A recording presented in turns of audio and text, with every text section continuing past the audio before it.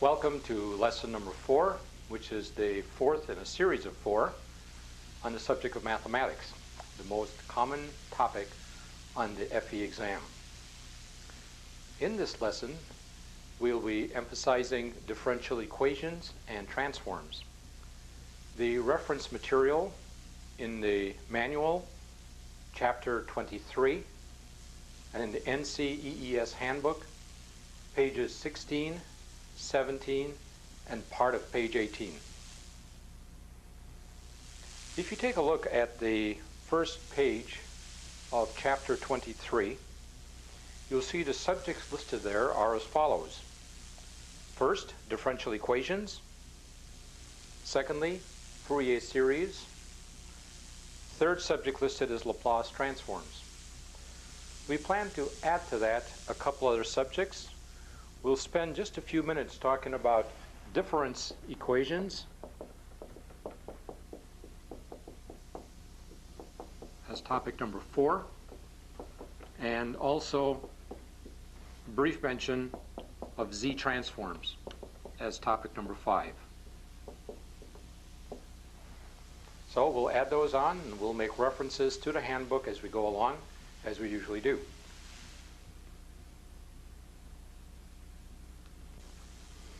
A differential equation is a combination of one or more of the derivatives of a function. For instance, the function y with respect to time may appear in this fashion: dy dt plus 2y is equal to 0. Such an equation is a differential equation, and the important thing to observe here is that because we have a first derivative as our highest order derivative, we call this a first order equation. So the order is determined strictly by the highest order derivative that you have.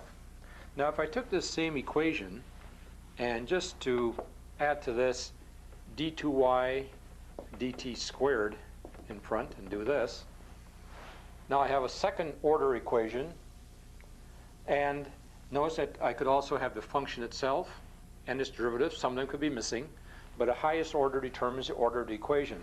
This would be second order, and furthermore, this would be a linear equation. Now what do we mean by linear? A simple way to think of linear is in this way.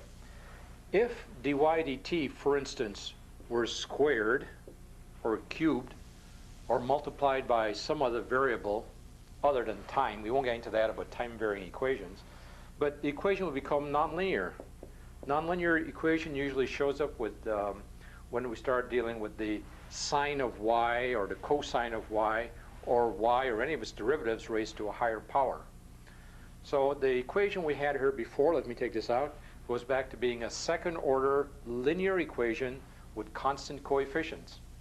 And as soon as I start raising anything to the power, this would be second order being determined by the highest order derivative, but it would be a nonlinear equation, and methods for solving nonlinear equations are very cumbersome. So two things to observe here: know what a nonlinear equation is, what it looks like, and also know what we mean by the order of an equation. The other thing to mention is this: on the right hand side of the equation, I may have 0, or I may have some other function of time, or even a constant. When I have 0 in this position, the equation is said to be homogeneous. And when I have something other than 0 over here as a driving function, it becomes a non-homogeneous differential equation. So let us now discuss linear homogeneous differential equations with constant coefficients.